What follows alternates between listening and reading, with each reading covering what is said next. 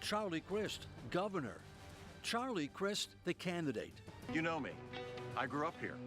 Yes, we do know the politician, but do we know Charlie Crist, the husband, the son, the brother? After tonight, you will.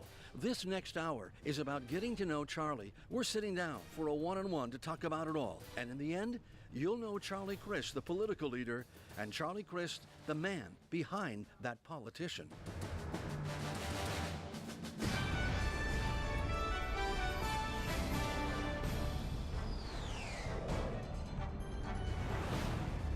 Florida Decides Election 2016 Town Hall is brought to you by Bayonet Plumbing, your local air conditioning and plumbing pros since 1977.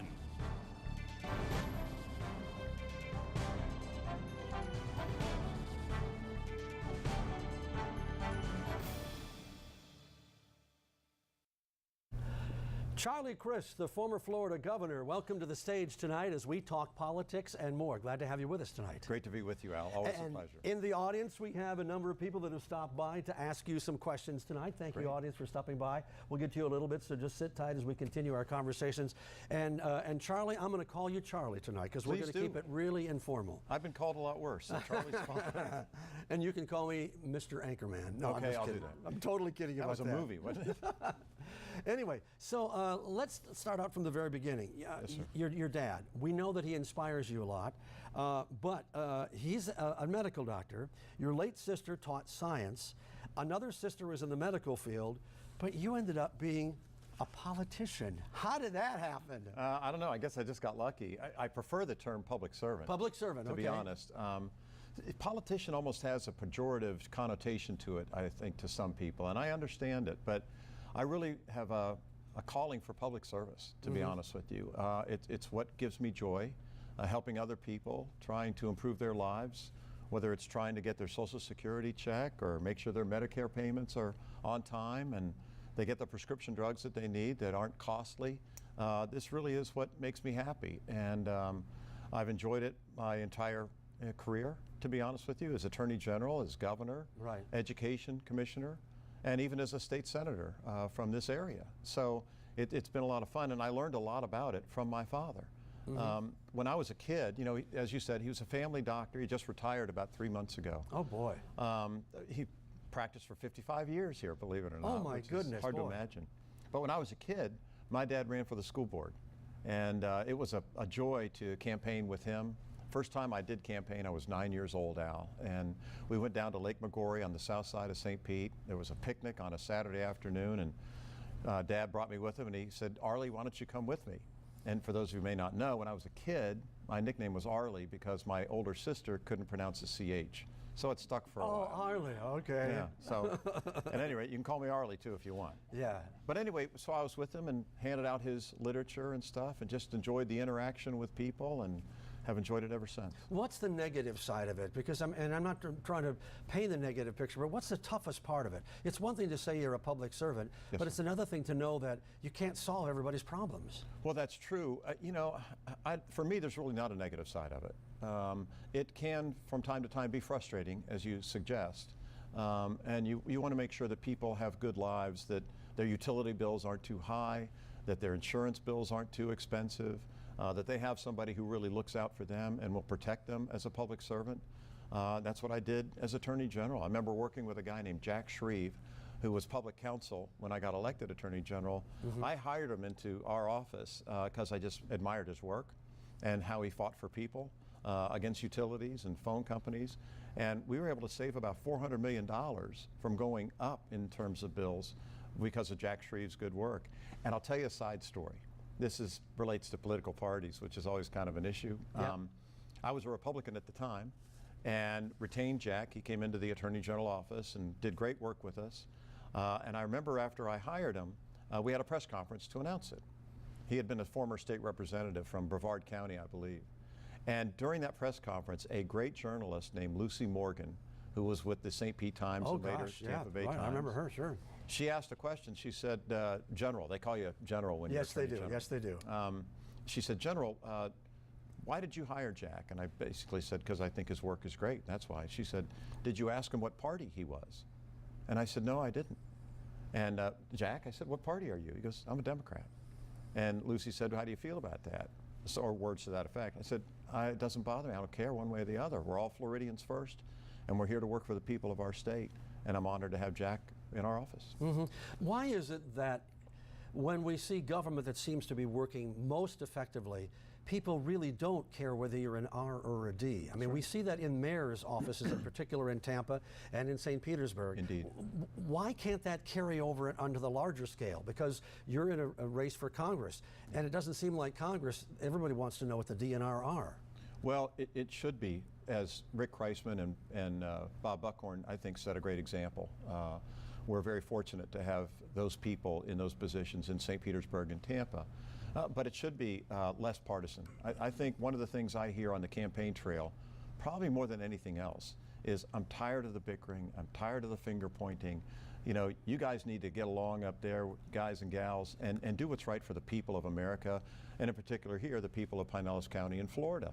And that's what I want to do. And that's one of the big reasons that I'm running for this office. As I told you, I have a servant's heart. It gives me joy to help people. But I think we need to set a new tone in Washington, now more than ever.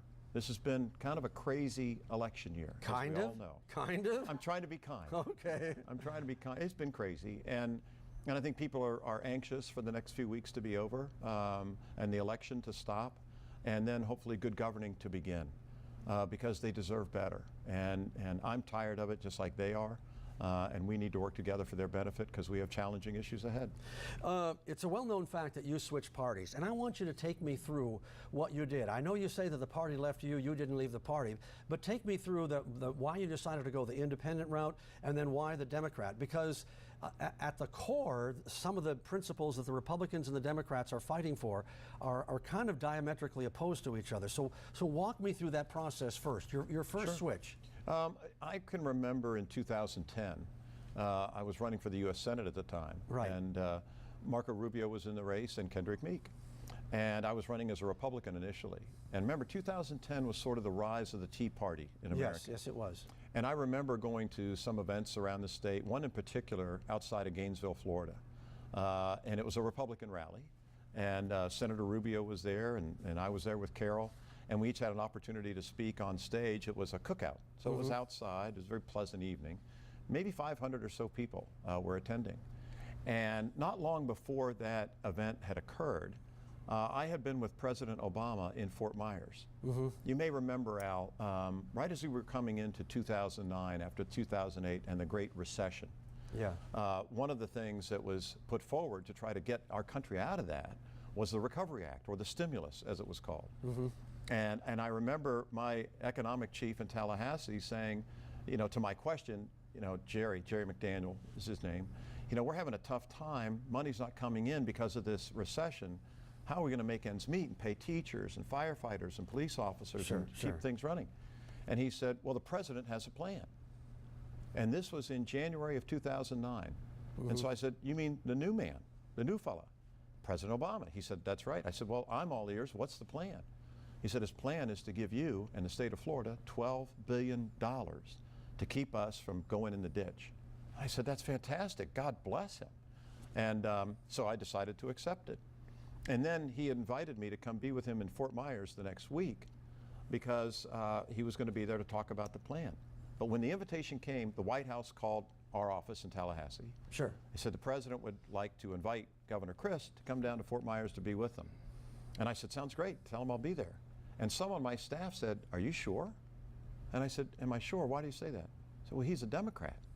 I said, he is the President of the United States of America, and I am going to represent our state. When I had gotten elected then, I wasn't the governor of the Republicans of Florida. Yeah. You know, I was the governor of the people of Florida. Right.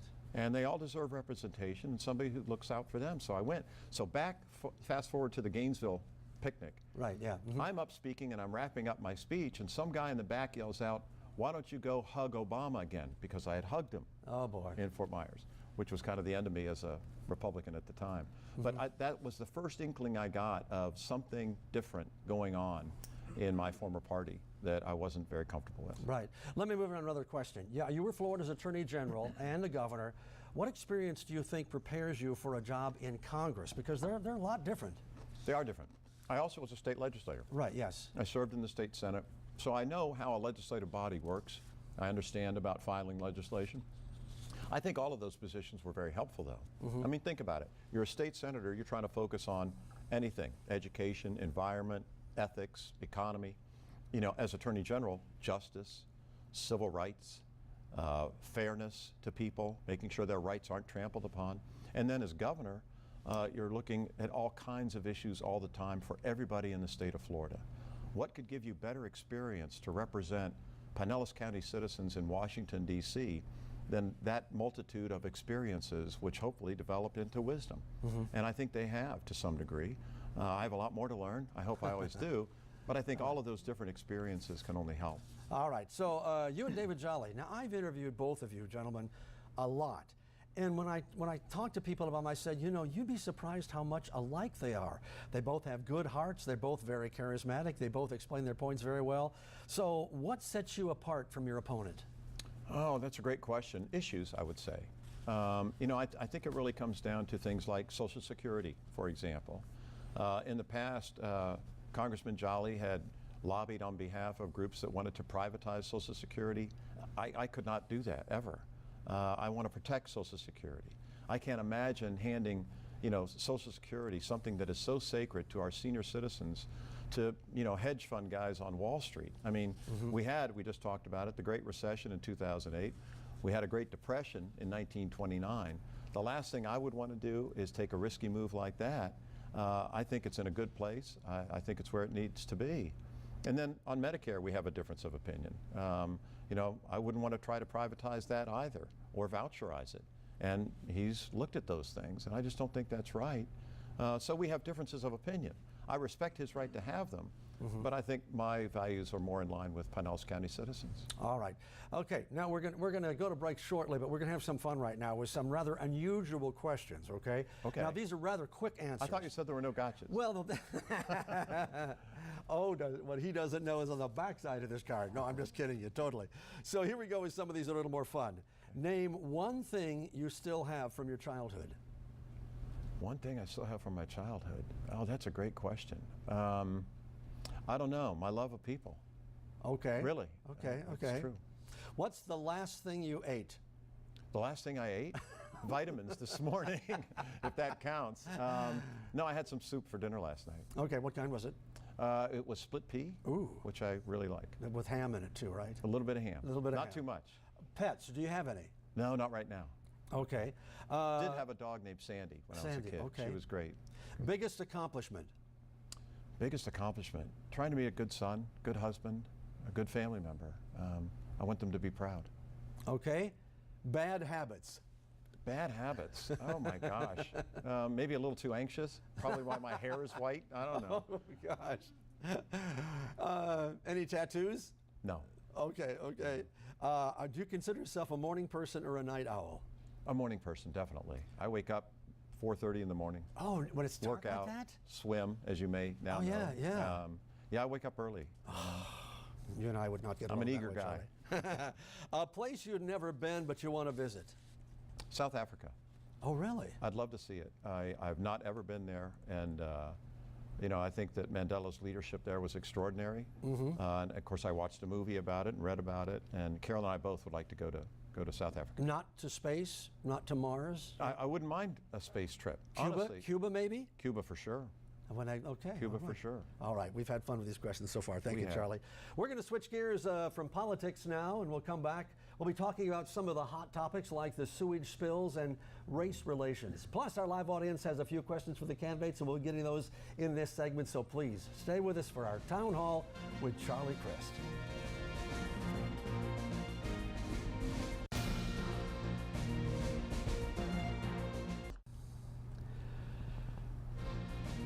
Welcome back, folks. Welcome back. This is our town hall with congressional candidate Charlie Crist. We're talking district number 13, a football fan, specifically FSU, Yes. Wake Forest. True. Hey, I played at Wake Forest. but what happened this weekend?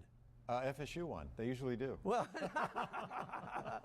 That's what happened. Okay, but when you played, who were you rooting for? Well, I have mixed emotions. okay, to be that's, perfectly we honest. don't want to go there. That could Okay, that let's could not. taint the political questions Go we have to Knowles, ask I'll around. just stay there. All right, here we're going to talk about some politics and some of the issues that have been a big concern in the Tampa Bay area, particularly in District 13. Yeah. A big concern right now around Pinellas County, the environment, particularly the sewage spills and the sewage releases, which sir. some of them were allowed by law. But the question is, how do you fix that problem? Because that's detrimental to the Bay. Well, number one, you have to be on top of the issue and understand what's happening. And it's an infrastructure issue, basically.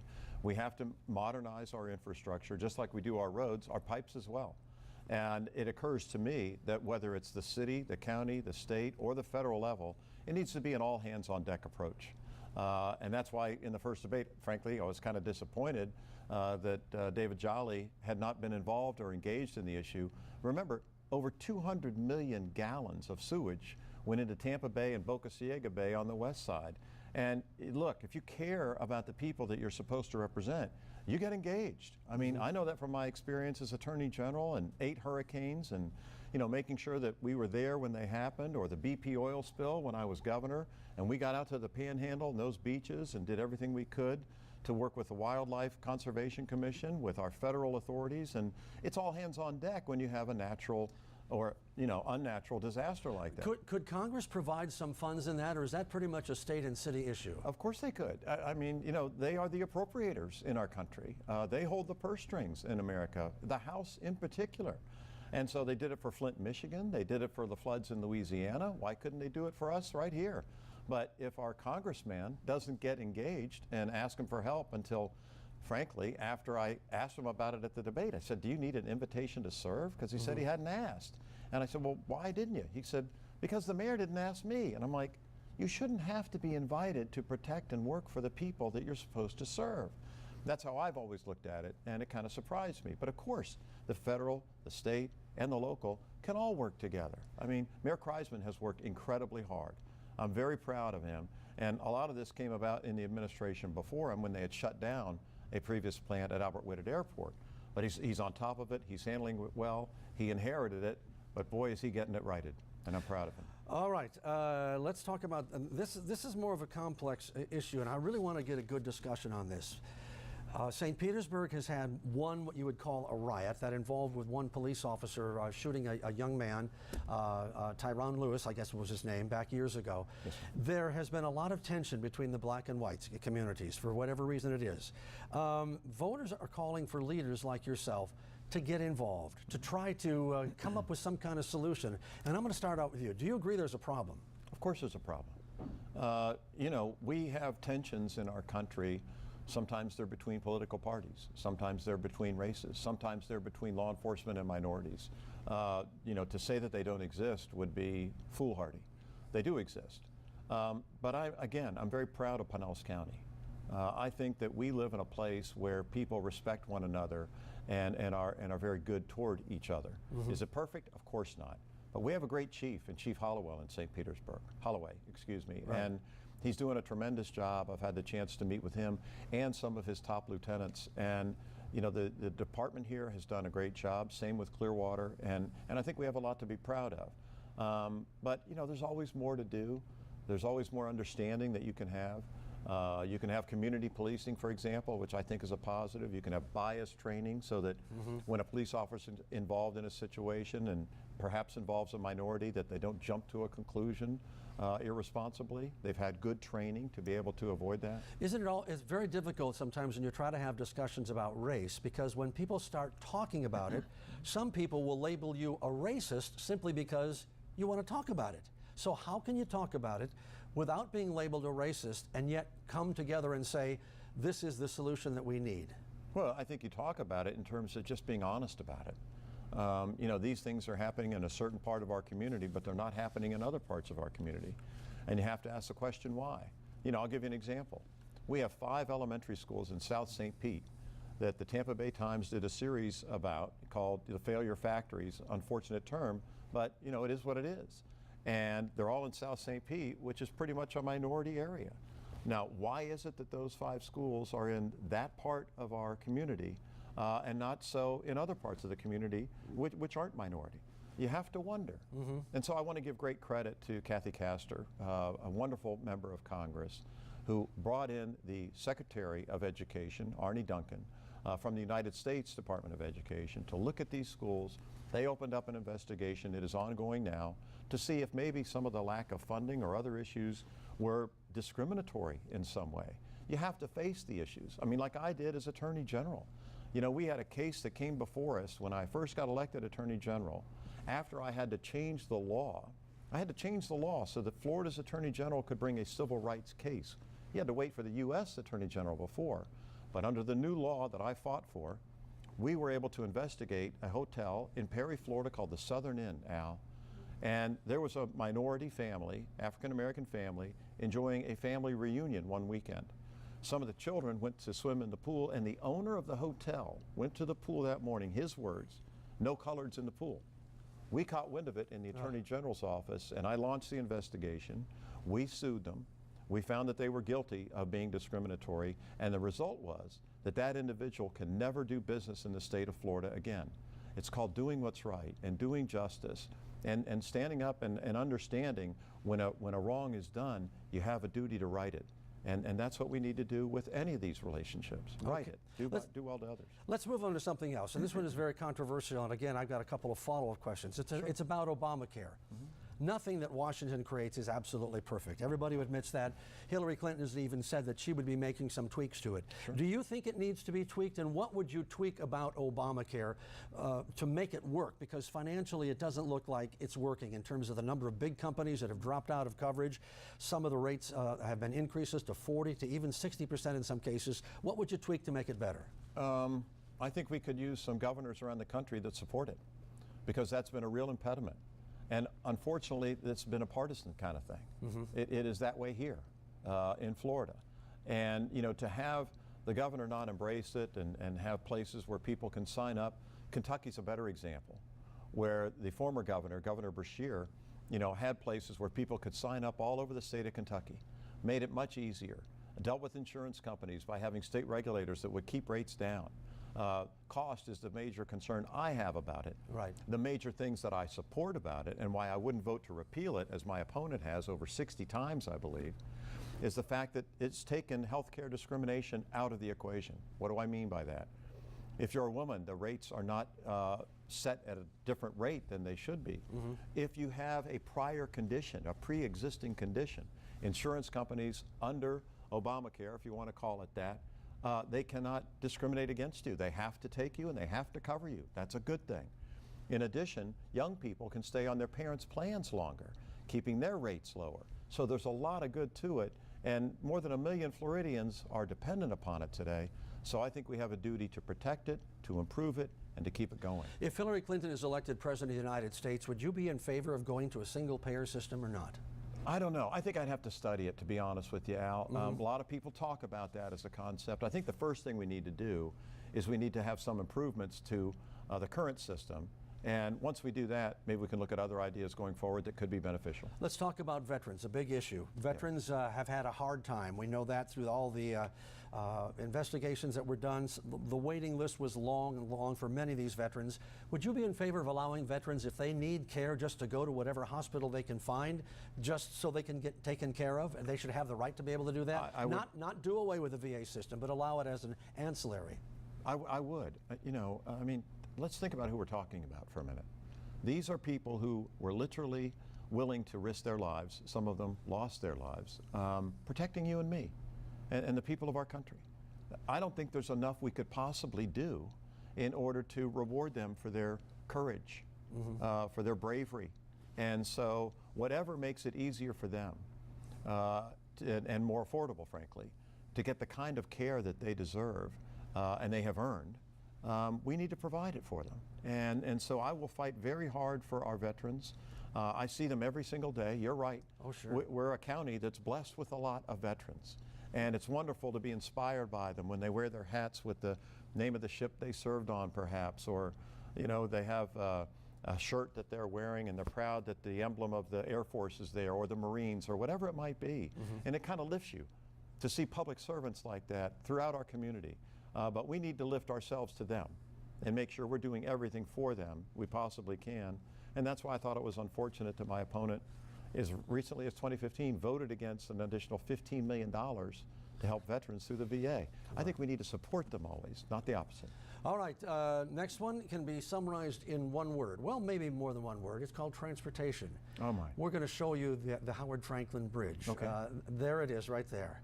On some days, you can get across it in 8 to 13 minutes. Other days, 8 to 13 hours. Well, not 8 to 13 hours, but you know, we're talking 45 minutes to an hour to get across the bridge. Yeah. We know that transportation is an issue in this area. What would you do to make sure that we can finally get rid of some of this gridlock? Because it seems like you open up 4 lanes, you need 5. You open up 5, you need 6. I think that one of the things we need to do is, again, something we talked about earlier, focus on infrastructure.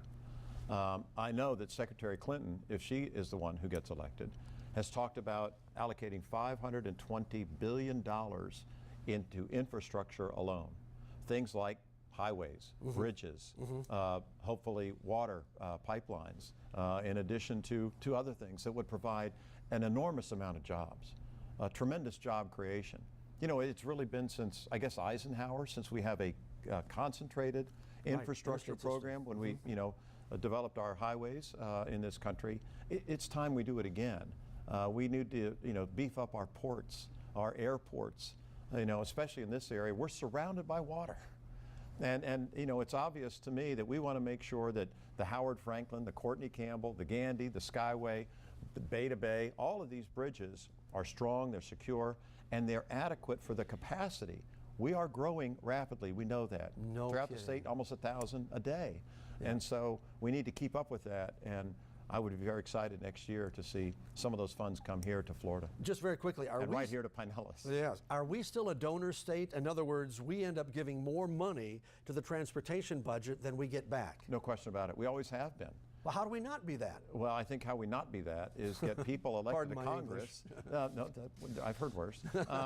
How we stop it is make sure that we have advocates that are a loudspeaker, if you will, for the people of Florida, in this case, the people of Pinellas County, to make sure that their voice is heard in Washington and that we get here what we do deserve. This one is kind of a twofer, and we'll talk about each one of them from our viewers. Minimum wage and equal pay.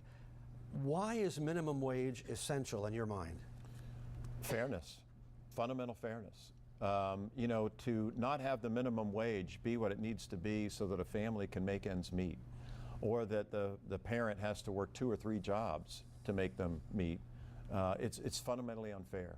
I see so many of these issues in terms of justice, maybe because I was Attorney General, or maybe because how my mother and father raised me and my 3 sisters when we were growing up. Always be fair to other people. Always treat them with respect. Do unto others. These are not complicated tenets in our society, and their Judeo-Christian upbringing talks about these things. Now, some people will say you go to $15 an hour, and I'm just being pejorative here. Sure. You're going to have a $15 hamburger because small businesses have to make up for it some way. They just can't keep paying higher wages. Is there any kind of in-between steps that you think would be good that we could get to a higher wage without impacting the small businesses so much? I'm sure we can. And in fact, I think having a higher wage, if you look at examples of cities and counties and states around the country, most recently I think was New York, what has happened, Seattle may be the best example. When they raised their minimum wage, their local economy, in fact, ended up doing better. It didn't hurt small business. They did not have to lay people off. Think about it, common sense-wise. You have more money going into the pockets of people throughout your state, your city, your state, or your country. In this case, we're talking about the country. Yeah. Well, what does that do? It gives them more disposable income. They can go to restaurants more. They can go to hotels maybe for a little while. They can maybe go down the road to Disney or what have you, or one of our beautiful beaches right here in Pinellas County. Yeah. And that spins off more money into the local economy. It rises everybody. And so I think it would be a wonderful thing. All right. Now, it's enough of me talking. We have a wonderful audience that is gathered here. Thank you so much for now. I'm going to call out your name, and then you're going to go ahead and ask your question to Charlie today. Oh, and I didn't answer part of your question. Oh, yeah. I'm sorry. Just very Equal quickly. pay. Equal pay. It's got to be. Right. I mean, why wouldn't you pay women the same as you would pay men? Again, it's fundamental fairness. Okay. You have to do the right thing. And my opponent and I disagree on this, remarkably. All right. Okay. So, Mary, your question, please. With climate change and sea level rise, what can and should you in Congress do to address these problems?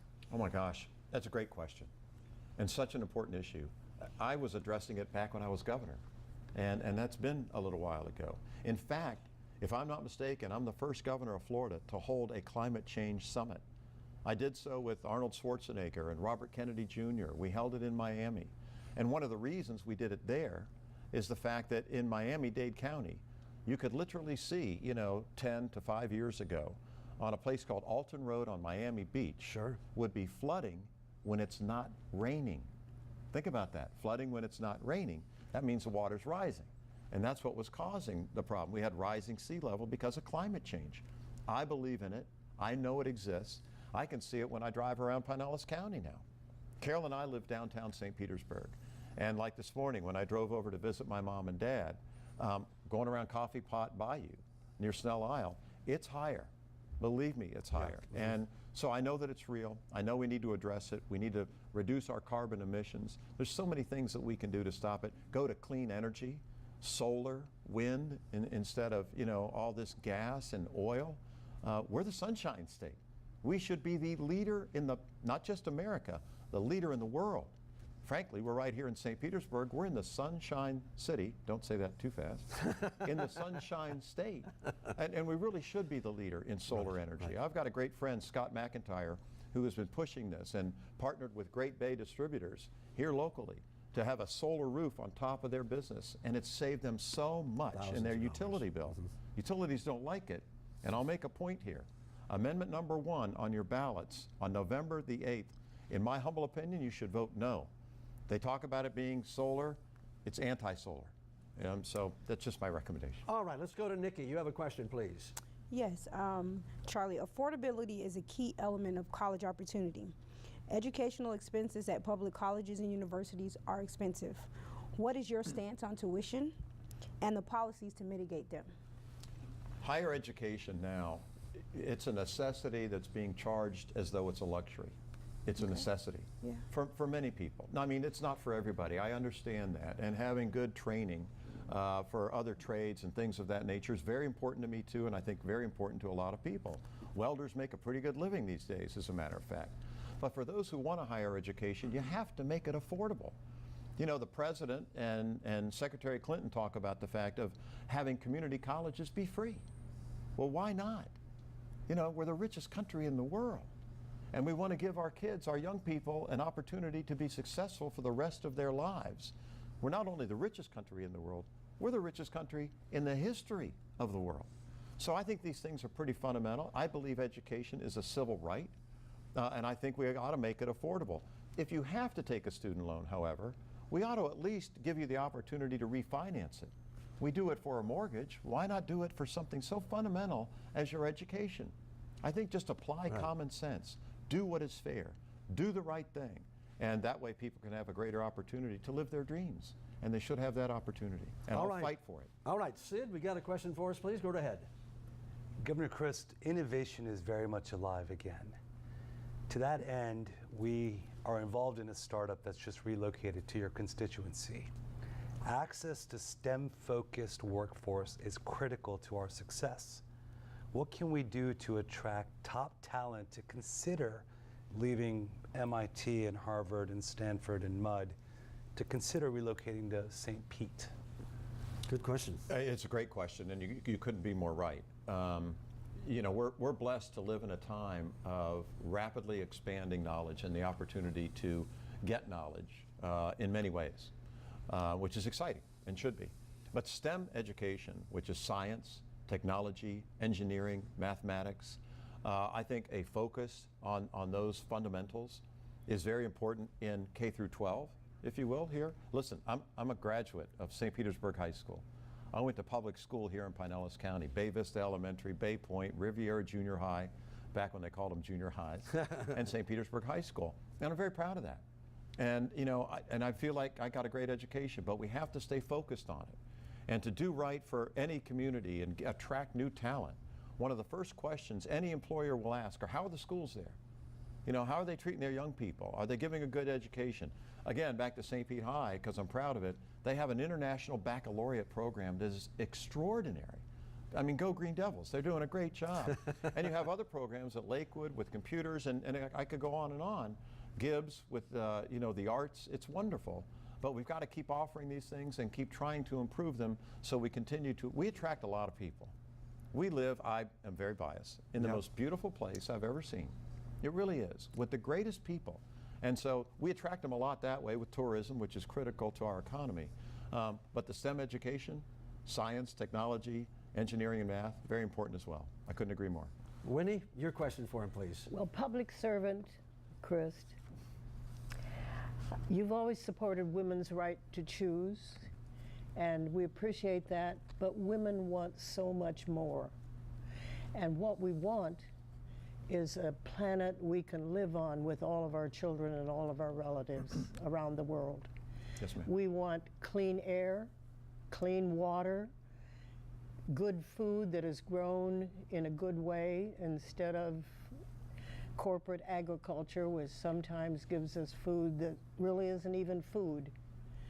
And so these are issues that we feel, certainly I feel, we have very little time to address these kinds of changes. How are we going to keep the fossil fuel in the ground and address all of these issues? It's a great big plateful of needs that we as families and women have in the world. It's a great question, Winnie. To sort of frame it, it really sounds like you're talking about the value of a quality of life. And it starts with your independent and your liberty, your freedom, your opportunity to make decisions about your body as a woman. I've always believed in that you should have the right to make your choice. My opponent, unfortunately, wants to literally overturn Roe versus Wade, which would take away that right. Now, people have a right to their own opinion on this issue, and I respect that. And frankly, personally, I'm pro-life. I think we're all for life. I sure hope so. But it seems to me that the government should not impose its will on individuals and women who have the right and should have the right to make their decisions about their own body, number one. You talk about good food and making sure that the corporations that make food or help produce it along the process in the way do so in a responsible way. I couldn't agree with you more. A lot more organic food is becoming much more popular these days because it's more natural. I'll give you an example. Just this morning, I told you I went over to see my mom and dad, and my dad has an avocado tree right in his yard. And some of the biggest ones, I mean, they were like this, had just dropped off the tree, so I brought them home for me and Carol. She really likes to enjoy avocados. Right. That's pretty organic. Right off the tree, right onto the ground, right here in St. Petersburg, Florida. So no processing whatsoever. And we can all do this. You know, I know a lot of people that have an orange tree in their yard, or my dad also has an olive tree. Isn't bearing olives yet, but we're hopeful that it will soon. But you're absolutely right and on point in my opinion. I'm not a doctor, but my dad is and my sister is, as Al pointed out in the beginning. But I think that, you know, doing what is right in terms of not having foods be too processed, too chemically laden, can only make us a healthier society. All right, panel, thank you so much for all of your questions. We really appreciate it. Really good questions as well, Charlie. We're going to come back with more, though. Social media, love it, hate it, it's here for real. We're going to check your last tweet, Governor, and see what our social media pages say when we come right back. Stay with us. Welcome back, everybody. Congressional candidate Charlie Crist is here with us tonight for our town hall. Hey, you love it? You hate it? Social media is the way of the world right now, and certainly a big part of political campaigning. So what we decided to do, Charlie, we have a couple of posts that were on one of your websites, and I think they're going to throw them up behind me. The most recent ones. So, okay, here's what you mentioned, vote no on one. You'd mentioned that earlier, yeah. Exactly, yeah, that's the it's the deceitful amendment that utilities have put up, alleging to be for solar, and it's really not. So that's what that was about. And the one right behind you there? Yeah, we're putting up signs around the district, you know, with kind, friendly people who are allowing us to do so. And it's a great way to burn off some nervous energy. So I'd like to go out and do it myself, and we had a good time doing it. So when, at this point in the campaign, how many days of the week are you really out there on what I would call on the streets? Every day. Really? Without a doubt. And Yes. is that really still the most effective way to campaign? Because a lot of people say that so much of the atmosphere has been sucked out by the presidential race that a lot of people not even sure that we have a gubernatorial or have a senatorial race and a Right. House race. It takes a lot of oxygen out of the air, the presidential race, that is. And that's why I think it's even that much more important and incumbent upon a candidate that wants to know as much of what the people have to say. I mean, whether it's putting up signs or going to the Publix or 7-Eleven, you know, that gives me a wonderful opportunity to listen to people. Right. And frankly, that's what people in public service need to do more. Yeah, a lot more. They need to listen. My dad has always told us growing up, God gave you 2 ears and 1 mouth. Respect his ratio and listen twice as much as you talk. So that's what I try to employ. Okay, I'm listening for the next 30 seconds. Oh, no, I'm kidding you. Let's go to Trey Paul now, joins us right now from our web center. And he's been looking at some of the posts that people have been asking. And Charlie, he's going to ask you some questions that came from our viewers. Okay. Go ahead, Trey. All right, hello again, gentlemen. So the first question right here, what steps would you take to protect the Second Amendment's right to keep and bear arms if a sitting president signs an executive order banning all handguns and rifles? You want me to answer that or Al? Well, no, I'm that's happy to you. I'm You just answer. kidding. I know. Well, I don't think that a sitting president could do that because the Second Amendment obviously is in the United States Constitution. So an executive can't change it. So I don't think it's not a serious question. It's about a serious issue. I believe in the Second Amendment. I think it's important to enforce. I've been a hunter most of my life, not so much lately, more fishing because of the water. But I think we do have a serious issue with guns generally that I would like to address. It is horrific in my point of view, what happened at the Pulse nightclub just down the road in Orlando and many other places, unfortunately, around our country. And it involves guns. And so another distinction between my opponent and myself, we both agree that background checks are important and need to be stronger. Where we disagree is I believe that we should ban assault weapons. I don't see any reason why assault weapons ought to be utilized. As I said, I'm a hunter myself, and you know, what do you need an Uzi to go deer hunting for? I mean, it doesn't make sense to me to put weapons of war in the hands of any potential American. We need to have them in the hands of our military for sure, but not our citizens, and banning those assault weapons I think would go a long way, along with the background checks, to making our state and our country much more safe. All right, and Trey, you have another question for us right now. Yeah, this one comes from Lee in St. Pete. Would either of you push for Congress to hold a vote for a war resolution against ISIS? And if so, how would you vote? Well, I think we are at war with ISIS, and a formalized vote would be fine. But this is our greatest threat, in my view. I think that ISIS and terrorism, generally speaking, are what concerns so many of us every single day. And the fact that these things are going on is frightening. But I want to credit the current administration. You know, God willing, and knock on wood, but it looks like these incidents are slowing down. And I think that the president has led very well. And I have great respect for him. He is leading in a very difficult time. When he came into office, it was difficult economically, obviously with the Great Recession.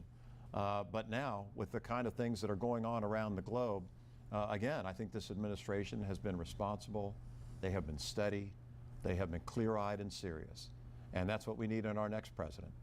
So I look forward to the new administration following with those kinds of qualities. All right. And Trey, you have one more question for Mr. Crist. We've got another one from Angel. How will you help improve the life of military families? Many live at or below the poverty line. Angel says there hasn't been an income increase in years. Well, Angel's right, and there needs to be. You know, I can remember when Ronald Reagan got elected president back in 1980.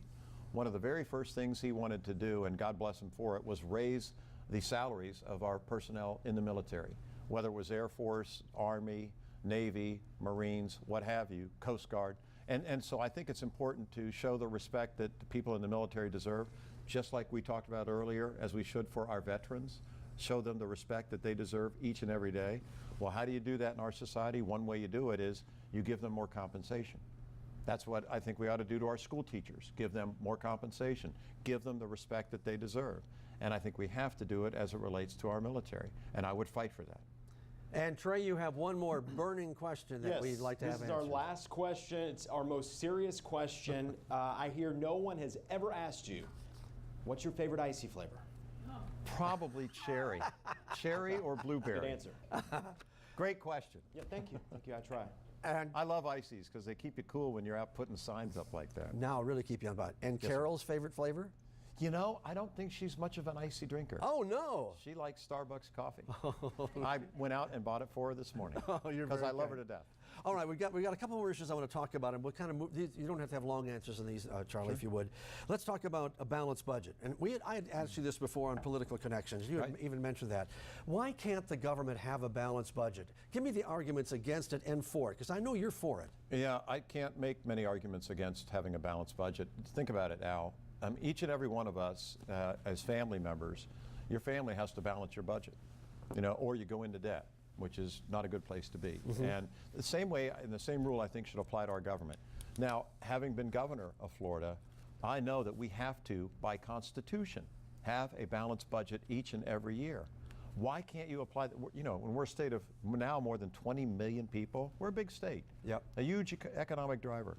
Why can't we have the same apply to our United States government? It was balanced, as a matter of fact, when President Clinton was in office. I think we ought to get back to that. We ought to require it, and I would support it. Earmarks. Let's talk about the good and the bad. Earmarks will say, and you'll probably even agree with this, is that Congressman Bill Young may have single-handedly saved MacDill Air Force Base because of earmarks. Earmarks are projects that are necessary in certain areas, but they're also projects that can drive the budget, bust the budget, as they say. So where do you stand on earmarks? Is there any reasonable way of making sure that your local projects are funded without it looking like somebody's, like it's a pork barrel? Well, yeah, of course there is. There's always a happy medium, if you will. Listen, if I have the honor and the good fortune to represent the great people of Pinellas County in the Congress, I want to fight for things for them. I mean, whether it's a fairness for women, better education for our children, protecting our beautiful environment and thereby helping tourism and provide jobs to people, no matter what the issue might be, I want to make sure that we're well represented in the United States House of Representatives, and that means trying to have good projects come to this district, to the 13th district, which basically goes from Clearwater south to the Skyway Bridge. It's what I did as a state senator. I don't know why that would be a bad thing to do as a member of the United States Congress fighting for the people of this area. They deserve it. They worked hard for their tax money. Yeah. They ought to get it back, and it ought to be provided, as we talked about earlier, in great infrastructure here. Now, I don't know if this is a fair question or not, but I'll ask it, and you'll understand when I ask the question. If they had not redrawn District 13, would you still be running, you think? I know I wouldn't, no. And the reason is simple. I wasn't in the district. Okay. And I don't want to be a carpetbagger and go someplace else just to run for an office. The district was redrawn, it's a good point, by the Florida Supreme Court.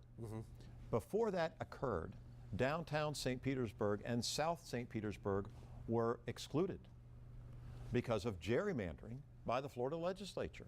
And the Florida Supreme Court decided they weren't being fair. Right. And the suit that was brought to stop it was called Fair Districts, sponsored by the League of Women Voters and others. And so when the Florida Supreme Court redrew the district, where our condo is in downtown St. Pete, became included in this beautiful district, which had been very well represented by Kathy Castor over in Tampa. So, I had told people who were recruiting me to run before the final lines had occurred, I'm not going to do it but if my home is in it, Sure. I love this place, I love these people, I want to fight for them, public service is in my heart, then I'll run, and so I am. A couple more questions, and this is, Congress probably has the lowest rating that it's ever had in terms of people's faith in it. How do we restore faith in Congress in particular that they finally, as a Senate body, as a House body, can come together and get something done for the American people rather than going 2 or 3 years where nothing gets done? Become nonpartisan, be bipartisan, work together. Understand that it's fine to be proud to be a Republican, it's fine to be proud to be a Democrat, but in my view, we're all Americans first. Just like I tell my fellow Floridians when I ran for state office, we're all Floridians first. Can't we just do what's right for each other because it's the right thing to do, and say, well, I can't do that because the hard right of the Republican Party will hold me accountable, or say that I'm not standing up for my principles. Your principles are more than your party. Your principles are your core values.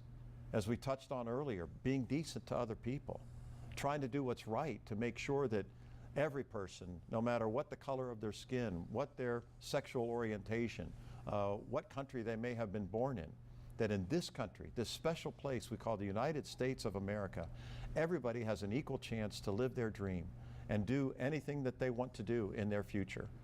If people in Congress take that approach and put the D or the R aside and get an A for Americans, then we'll be a lot better off. Two more questions. Social Security. We often hear the words a Social Security lockbox. Well, in reality, it's never been put in a lockbox. Why should it not be put in the lockbox? Or should it be? Should it not be able to be touched by any other department? Should not be in general revenue, counted against anything like that? Why can't we put it in a lockbox, period? I think we need to. And I respect what you're talking about, because I talk to people all over the district every day. A lot of them are senior citizens, and God bless them. And they deserve to have their Social Security protected. It's in a Social Security trust fund, what they call it, not a lockbox, but same kind of thing, really. And it's a standalone, and it should be respected because it's supposed to help seniors have a comfortable quality of life in their older years. Now, some advocate privatizing it, like my opponent. I would never advocate for that. You know, we touched on it a little bit earlier, but why in the world would you risk having Social Security be run by Wall Street rather than the way it's run currently, so that you protect it? It's a standalone, it's in a trust fund. We're supposed to be able to trust it. Now, you say trust fund, but everybody knows that monies get shifted around. It isn't just that you don't touch it. I mean, I think that's what people want, is they want it in a place where nobody can touch it, that the federal government can't touch it, they can't use it to borrow against, they can't use it in any other kind of leverage, but it's strictly no hands-on. Don't touch it. Leave it should just go to the recipients. Yeah. And why? Because they paid into it their whole lives. Yeah. You know, and they deserve it. It's their money. Right. You know, and it's just a wonderful, you know, big federal bank account FDR brought about, and it's one of the most popular things going. Let's leave it the way it is and protect it. All right. Here's the final question for you. Charlie wants you to dream. If money wasn't an object, if getting the right kind of votes in Congress and the Senate weren't the object, if you could just pass a magic wand, what would be the one thing that you would like to do if you're elected to Congress? Just one thing. If it's a big thing, little thing, doesn't matter. Tell me what it would be. Well, start off with what we just talked about, Social Security. It's so important. You know, I think that we need to make sure it's solvent forever. How do you do that? There's currently a cap on it. The cap is $118,500. And what do I mean by that? If you make up to $118,500 a year, then you have to pay into Social Security. But if you make more than $118,500 a year, you don't. Well, imagine you make $200,000, $300,000, $400,000 a year.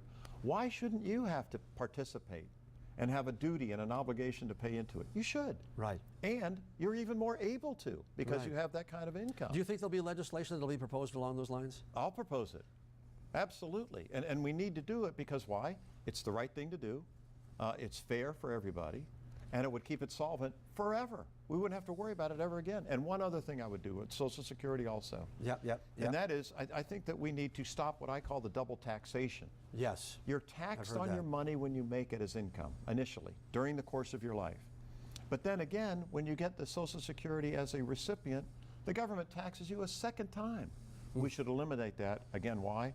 It's not fair. It's not right. You paid the tax the first time. Wow. Boy, we covered a lot of topics, haven't we, audience? Woo-hoo-hoo! There's a lot to do.